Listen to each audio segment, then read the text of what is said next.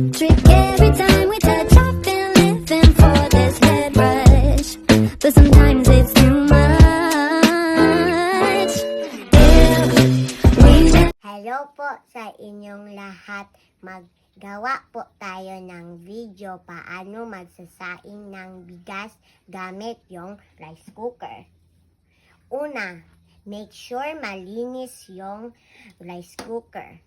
Pangalawa, kumuha ng bigas gamit yung tasa.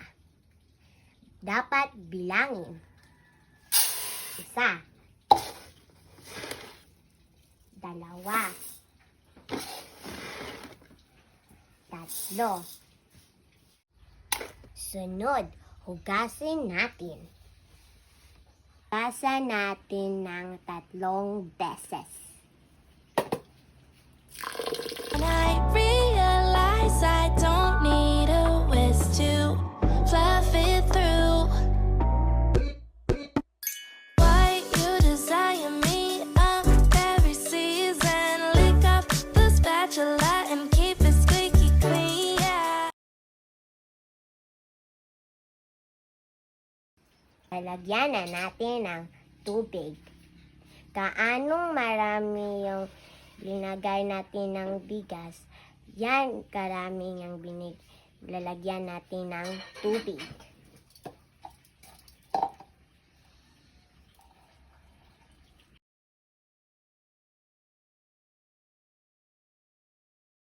Nasin muna natin ang rice cooker.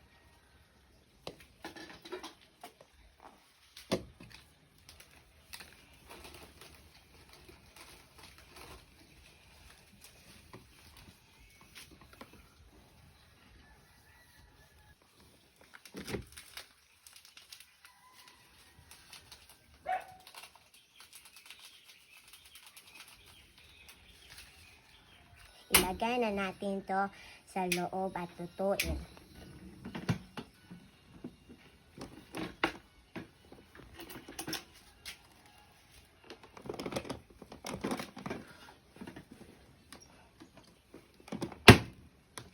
Isaksak na natin ang rice cooker.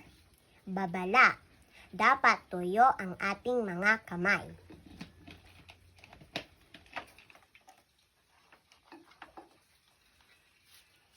Natin para maluto. Hintayin na natin pag na-yellow na yung kulay. Ito na yung hinintay natin. Nag-color yellow na. Ibig sabihin, pwede na natin to kainin. Tanggalin muna natin to.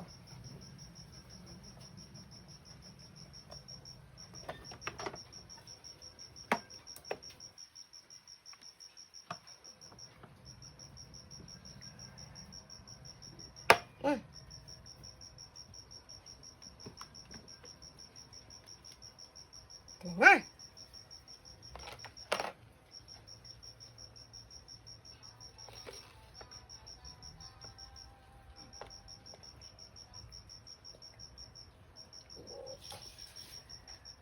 Ang init. Kumain na tayo.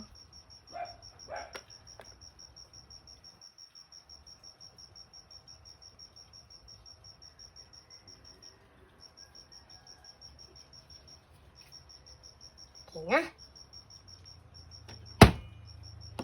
Ito na yung ano natin, bigas. Kain na tayo. Kainin na natin itong yung inano natin ng sasain.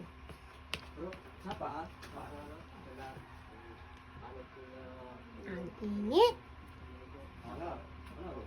Yung ulam natin ay itlog at hotdog.